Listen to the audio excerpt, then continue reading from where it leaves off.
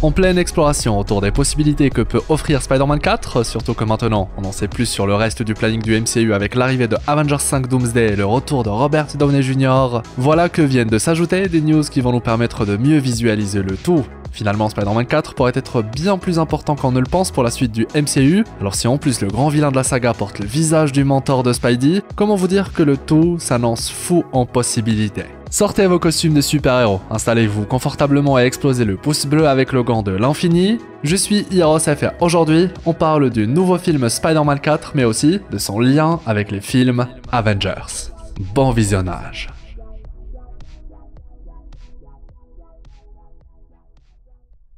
Spider-Man 4 fait sans doute partie du haut de la liste lorsqu'on parle des films Marvel les plus attendus des fans. Après tout, on est enfin arrivé à la partie de l'histoire la plus importante dans la vie de Peter Parker, un chapitre de son histoire où il est au plus bas, seul depuis que plus personne ne se souvient de lui, plus aucun riche milliardaire pour le soutenir et réparer ses erreurs, plus d'amis ou de famille sur lesquels il peut compter, désormais il doit habiter seul et aura du mal à payer son loyer, etc.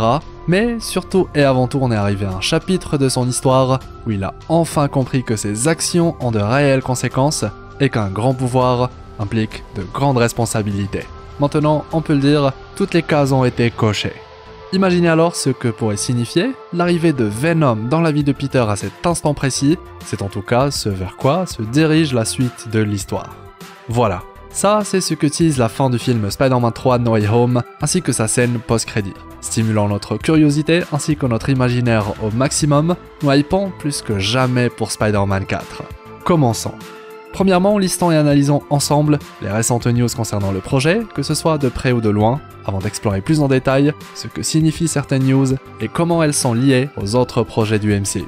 Ça vient de tomber, Spider-Man 4 a enfin trouvé son réalisateur en la personne de Dustin Daniel Cretton, soit le réal de Shang-Chi et la légende des 10 anneaux. Moi j'aime beaucoup ce film-là et ce qu'il propose du coup, c'est une annonce qui me fait plaisir. Toutefois, là où ça devient intriguant, c'est qu'avant l'annonce concernant Avengers Doomsday et Secret Wars avec le retour de Robert Downey Jr. et les frères Russo pour réaliser les films, bien avant que Avengers 5 ne porte le nom de Doomsday, il était question de Avengers Kang Dynasty. Et vous savez quoi ? C'est le réalisateur de Shang-Chi qui devait à la base s'en occuper.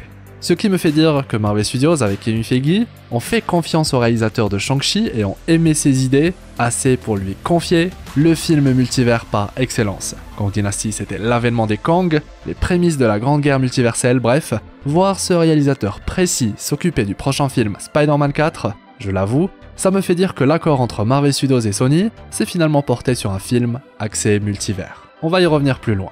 Tout aussi intéressant récemment, c'est Andrew Garfield qui s'est prononcé sur le futur de son Spider-Man, disant entre autres que les histoires à raconter étaient infinies concernant son personnage. Inutile de surinterpréter ses dires, on le sait déjà que le personnage fera son retour dans le grand final de la saga aux côtés des Spidey de Tobey et Tom Holland. Mais qui sait, son retour pourrait s'amorcer plus vite que ce que l'on pense, surtout si Spider-Man 4 va bel et bien se dérouler dans la continuité de No Way Home. Vous ne le savez peut-être pas, mais en interne, Marvel Studios et Sony ont eu beaucoup de mal à se mettre d'accord sur la suite de l'histoire de Spidey. En résumé, si Marvel Studios voulait explorer des histoires plus terre-à-terre, avec un Spider-Man plus conventionnel, se rapprochant de ce que l'histoire des Spidey de Tobey et Andrew en racontait, Sony quant à elle voulait s'accrocher à l'aspect multivers qui a fait le succès de No Way Home. Continuer d'explorer le multivers de Spider-Man et de plus belle, ramenant à l'écran, et plus vite que prévu, les Spidey de Tobey et Andrew. À terme, Spider-Man 4 pourrait être un film type Spider-Verse en live-action, quelque chose qui là encore s'imbrique parfaitement avec l'envie de Sony de faire un film solo en live-action sur Miles Morales. En bref, Sony veut du multivers et de partout, après tout Spider-Man No Way Home a tout cassé avec la même formule.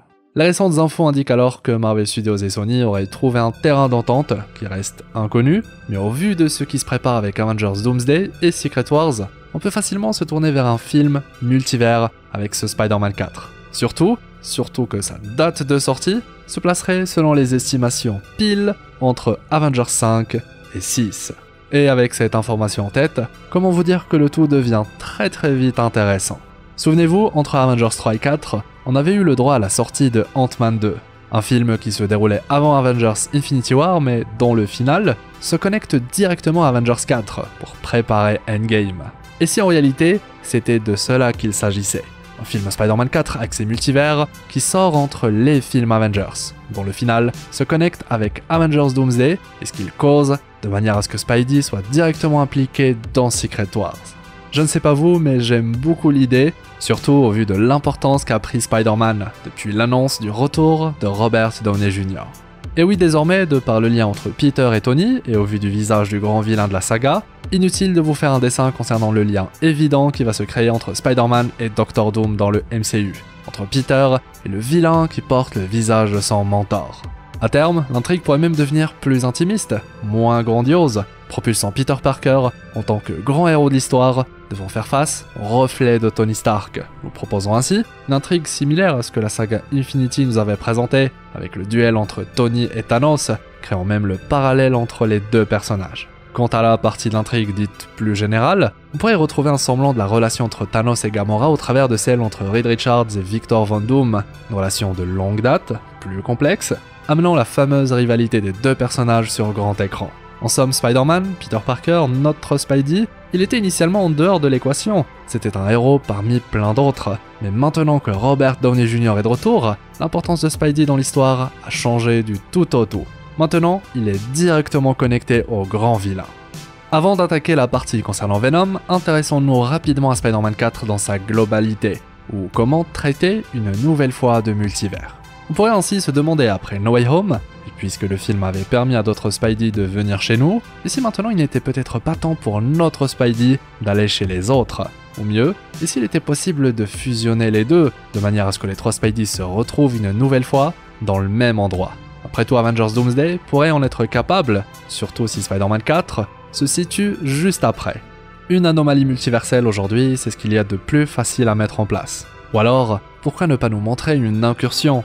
Deux univers qui entrent en contact, avec comme menace la destruction d'une autre.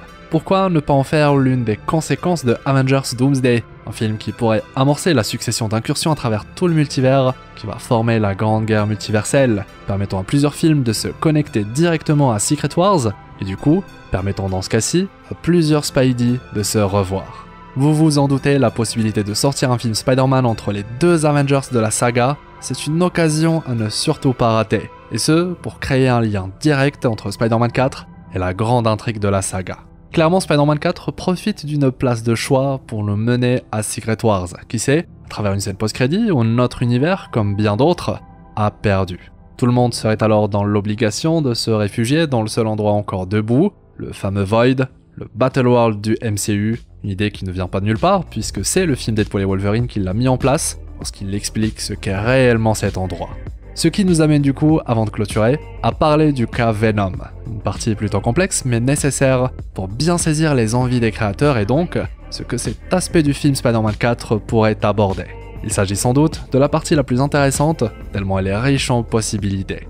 Premièrement, le teasing final de No Way Home avec Venom ne vient pas de nulle part. La rencontre du symbiote avec Peter Parker a lieu dans les comics durant Secret Wars. Mais que devient l'information lorsqu'on découvre que Kevin Feige lui-même s'est déjà prononcé concernant son envie d'inclure le Venom de Tom Hardy dans le MCU. Il précise même qu'il adore Tom Hardy dans le rôle. Est-il alors possible de profiter du chaos généré par Secret Wars pour amener une nouvelle fois Venom chez nous, pour que Tom Hardy et Venom puissent participer d'une manière ou d'une autre à la grande guerre qui a lieu dans le Battle World? Eh bien, l'idée est à creuser. Contre toute attente, Spider-Man 4 pourrait approcher le multivers différemment et nous proposer cette fois une connexion avec le monde de Venom, soit le Sony Marvel Universe.